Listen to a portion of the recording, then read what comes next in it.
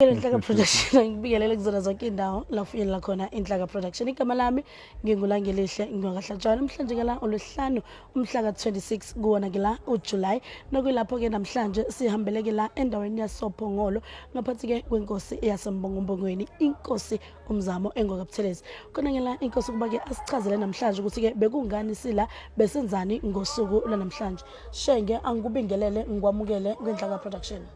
Ngiyabonga ngiyabingelela nawe. Mhlawumbe ke la Shenge ukuxoxela ke ababukeli ngasekhaya kungani namhlanje sino Shenge la. Ngicabanga ukuthi kuba khona kweni phela ngoba nginimemile nganichazele isizathu.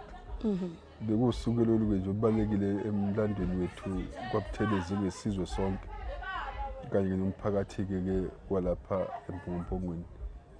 Lapho kisilo simabandla bese izofeza umsebenzi obususalele iminyaka cishe ewu21 ngoba nga recognizewa njengenkosi emvokothama kwenkosi engizalayo kulo mnyaka leyo idepartment ke yakhetha ukuqhinqa ingakufezi lokho ngizathu ezabo abazaziyo. It's only now ke labo decide ukuthi ke bese ke bezokufeza ke lokhu ke. That is the reason why ke benilapha nonke ke lesilo nomphakathi wonke uzosibungaza ngosuku olukhulu ke lokufeza umsebenzi wokuphawula kwami. Mhlawumbe ke la uma ubuka nje umcimbi usonke engazi ukuthi ke ubungaqali namhlanje mhlawumbe ke lade naqala nolungiselela uma ubheka nje ifeedback yonke ngabe ushenga happy ngendlela kwenzeke ngayo ngabe kwenzekile ilokhu ushenga bekufisa na. Ngicabanga ukuthi akusikuthi ngihappy kakhulu ngoba phela bekufezwa into nje efanele bayifezwe kodwa ngingasho ukuthi umcimbi uhambe kahle. Nathi nje njengomndeni ngoba uhambo lolude kithi ubukhosi balapha kithi baqedwe njengamabhunu ngokupheleleyo bathatha inkosi bayidingisa zabane wabo bashisa isigodlo sayo ngoba banamakhosi awu9 omkhulu kwaphela nje kanje baphuma nje bangaphethe lutho nje bembethe impahla zasemzimbeni bafaka emalula ephuma ePitoli ke ekhishwa uhulumeni omkhulu kuba ezodestroya ke kwaphela kanjalo umhlaba nje wonke waButhelezi wathathwa ngamabhunu babelana ngawo. Ngakho ke uhambo lolu olude ngithi njengesizwe olubhlungu nolusikhumbuza amanqoba baze bahamba obaba bangaphambili nomkhulu indlu zabo zopha ukuthi basuswa ezweni labo nezwe loyisemkhulu.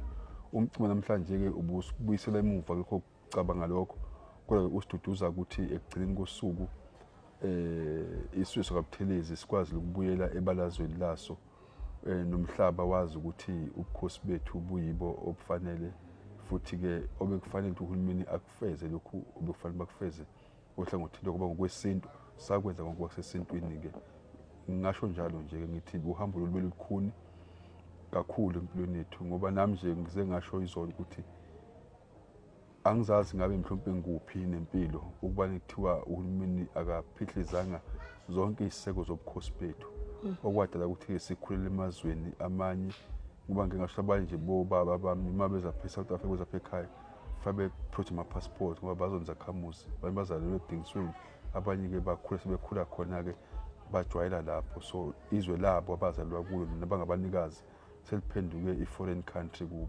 So ke umlando wethu ke nje ujule kakhulu because umkhulu was very much of a politician elwa ngqo namabhunu ngaphandle kokuncetheza ingakho ke azama ukuthatha isinqumo esinje ngalesike. Mhlawumbe ke la Shenge sesiyiphetha amazwi okuyibongela kuzona zonke izithameli ezithe zafika namhlanje sokhumbula ukuthi bekhona ngela undunankulu sifundazwe saKwaZulu Natal bekukhona ngela umengameli weqembu lenkatha yenkululeko yesizwe bebaningi kukhona ke nongqongqoshe njengoba ke bezoseka wena njengomunye wongqongqoshe nesithanda ke ukukubongela kakhulu ngalokho Shenge. Mhlawumbe ke la amazwi ongawadlulisa kubona ke la ukubabonga beshiye konke badela konke bazobungaza kanye nawo. Ngicabanga ukuthi nje ngiyathiwa kakhulu ngokwesekele ke ngothole kakhulukazi nje mangiqala isizweni sonke samaShenge kuzoba ke umphakathi owakhela isizwe sasasa nanokuthi abasesekanga nje ukuthi bebe khona abaningi basesekene ngokusichasa ngezipheko nangento eziningi besidinga kakhulu. Anginawo kamazwi ukuthi bengabonga isilo samabandla ukuthi naso siyike konke sinikele usuku sizofeza lo msebenzi. Nizwile ke sikhuluma ke ngomlando wethu sikhuluma futhi nangodlelane nje bo personal bami naso engithoza kakhulu ngalokho kanye-ke nomnyango ukuthi ekugcineni ugcina ukufeza lokhu befanele ukwenza eminyakeni engu-21 eyedlule. Ngibonga kakhulu-ke nakundunankulu wesifunda saKwaZulu-Natal, ngibonge futhi nakuye kundunankulu kaZulu manje esigabeni sakhe njengo-MEC. Ngibonga kakhulu futhi-ke nakungqongqoshe kazwelonke okumnumzane uHlabisa, kodwa-ke ebuye futhi ebe ngumongameli weqembu leNkatha. Nawo bonke ko-Deputy Minister ade bekhona ukuzongiseka nene-staff nje esehhovisi lami elisha esisuka ePitoli singashongo nokusho isiyeza ukukhombisa ukuthanda nokungamukela.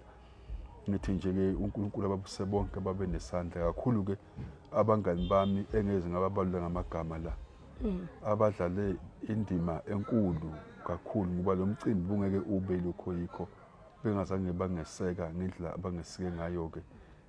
Nani-ke nje ukuba khona kwenu nizosizimazisa-ke kube into enkulu nami bengalindele ukuthi ngahle kube isimo esinje ngoba iningi abantu balapha bahamba bayekudingiswa ukwehlukana kwabo.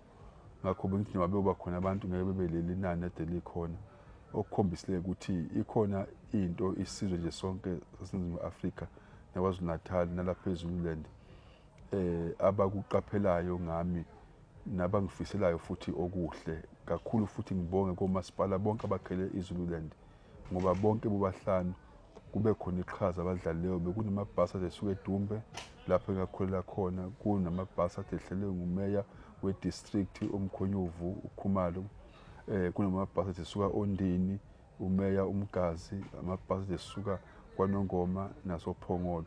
Bonke bobahlanu labo masipala bathathe iqhaza elifanele behlonipha ngengonyama yabo ngoba ingonyama lapha eZululand isizinda sayo zonke igodlo zesilo zilapha. Ngakho bebengasingathile mina kuphela, besingatha isilo samabandla uqobo lwaso, besingathe nanami-ke namabutho ney'ntombi.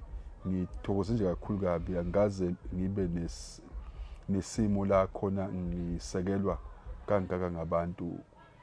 Kuyangijabulisa-ke lokho-ke ngoba ngize ngasho nje lapha benilalelisisa ngithi uhambo lwami uhambo olukhuni kuwo wonke amazinga obuholi nje ngiba kuwo, olufanayo-ke nohambo lwesizwe sakwaButhelezi lapha eMpongopongweni, ukuthi nje kuba ekhuni ekwenzeni kwezinto fanele basilwe ngey'khathi zonke, kodwa kulokhu sibona uNkulunkulu esilekelela esenzela umusa abantu beseseka kakhulu.